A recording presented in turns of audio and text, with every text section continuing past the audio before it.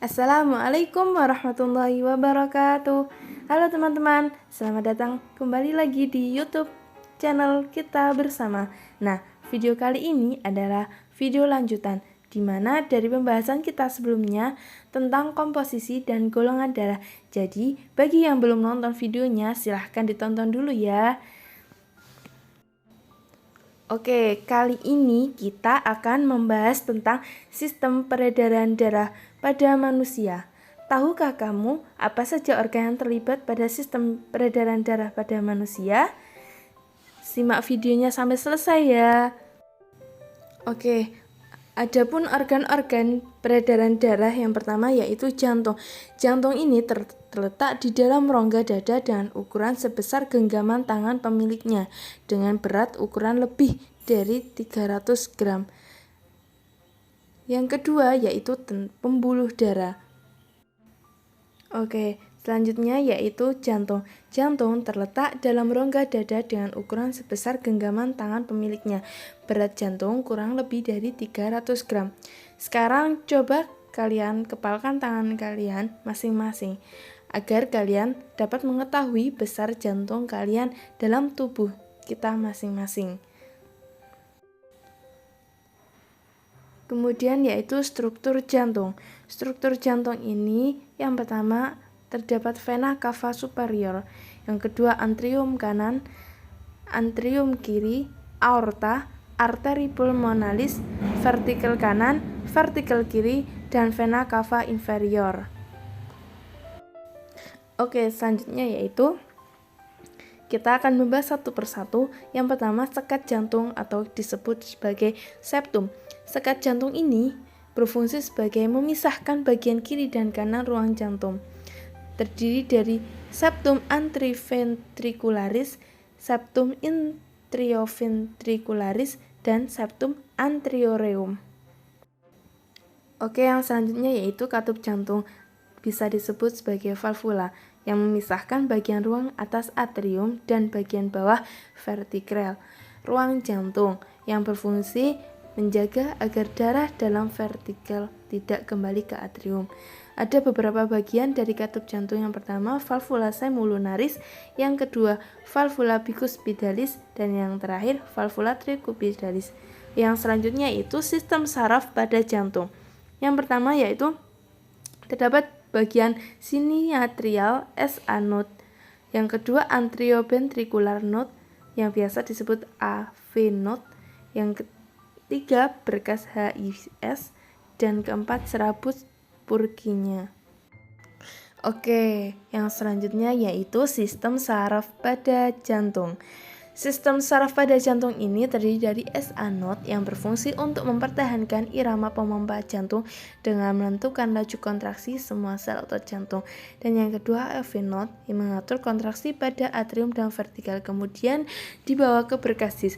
Berkasis ini dibagi menjadi dua, berkasis kiri yang menghantarkan impuls listrik ke bilik kiri, berkasis kanan mengantarkan impuls listrik ke bilik kanan. Selanjutnya yaitu serabut Purkinje.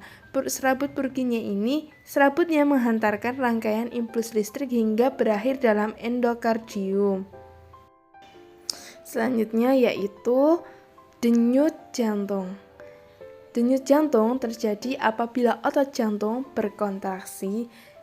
Denyut jantung ini dapat dirasakan pada arteri yang dekat dengan permukaan kulit, seperti leher dan pergelangan tangan. Selanjutnya yaitu pergerakan darah dalam jantung.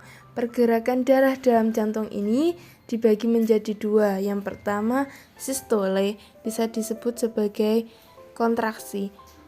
Saat bilik jantung menguncup dan darah terdorong keluar, kontraksi milik kanan ini menyebabkan darah keluar ke paru-paru, dan kontraksi bilik kiri ini menyebabkan keluar ke seluruh tubuh. Pada umumnya, orang dewasa memiliki tekanan sistol normal 120 mmHg. Selanjutnya yaitu diastol. Diastol ini terjadi saat relaksasi bilik jantung mengembang dan darah masuk dari serambi ke bilik. Tekanan normalnya adalah 80 mmHg. Oke, selanjutnya yaitu tentang pembuluh darah. Pembuluh darah ini dibagi menjadi dua. Yang pertama pembuluh nadi atau bisa disebut arteri, dan yang kedua pembuluh balik atau bisa disebut sebagai vena. Oke, kita bahas satu persatu.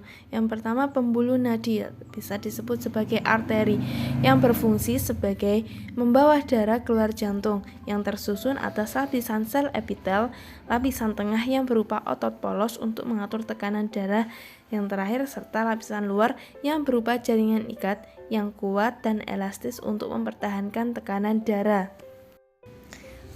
Oke, yang kedua yaitu pembuluh balik atau bisa disebut sebagai vena, yang berfungsi membawa darah menuju jantung, yang tersusun dari sel epitel, jaringan otot polos, dan jaringan ikat. Pembuluh balik vena ini terdapat 3 bagian, yaitu vena cava superior, vena pulmonalis, dan vena cava inferior. Vena cava superior ini membawa darah yang banyak dari tubuh bagian atas, sedangkan vena pulmonalis membawa darah yang kaya oksigen dari paru-paru ke jantung, sedangkan untuk vena cava inferior membawa darah yang banyak dari karbon dioksida dari tubuh bagian bawah. Oke, berikutnya yaitu tentang rangkaian proses mengalirnya darah dalam tubuh kita yang memiliki sistem yang teratur dengan karakteristik sebagai berikut. Yang pertama yaitu peredaran darah manusia adalah peredaran darah tertutup karena darah mengalir di dalam pembuluh darah. Sedangkan yang kedua, sistem peredaran darah manusia disebut sistem peredaran darah ganda karena darah melewati jantung 2 kali dalam 1 kali peredaran, terdiri atas peredaran darah besar dan peredaran darah kecil. Oke, sistem peredaran darah kecil. Sistem peredaran darah kecil ini merupakan sistem peredaran darah dari jantung menuju paru-paru dan kembali lagi ke jantung. Sedangkan sistem peredaran darah besar merupakan peredaran darah dari jantung ke seluruh tubuh dan juga akan kembali ke jantung. Bagaimana kedua sistem peredaran darah tadi bekerja secara bersamaan? Oke, selanjutnya perhatikan skema berikut. Vertikal kanan mengucup darah yang mengandung banyak karbon dioksida, dipompa dari vertikal kanan melalui arteri pulmonalis ini ke paru-paru kiri dan kanan, dan di paru-paru terjadi pertukaran karbon dioksida dengan oksigen sehingga darah menjadi kaya akan oksigen dan akan dibawa kembali ke jantung melalui vena pulmonalis sehingga darah ditampung oleh atrium kiri. Apabila atrium kiri menguncup, maka mengembang dan darah mengalir dari atrium kiri ke ventrikel kiri.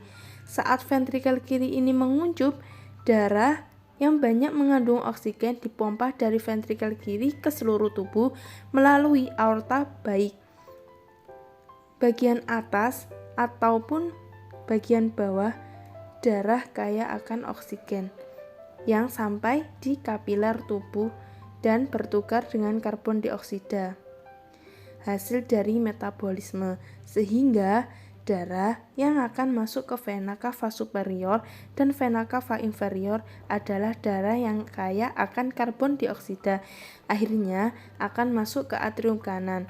Saat atrium kanan menguncup, maka ventrikel kanan mengembang dan darah mengalir dari atrium kanan ke ventrikel kanan melalui peredaran yang sama, kembali berulang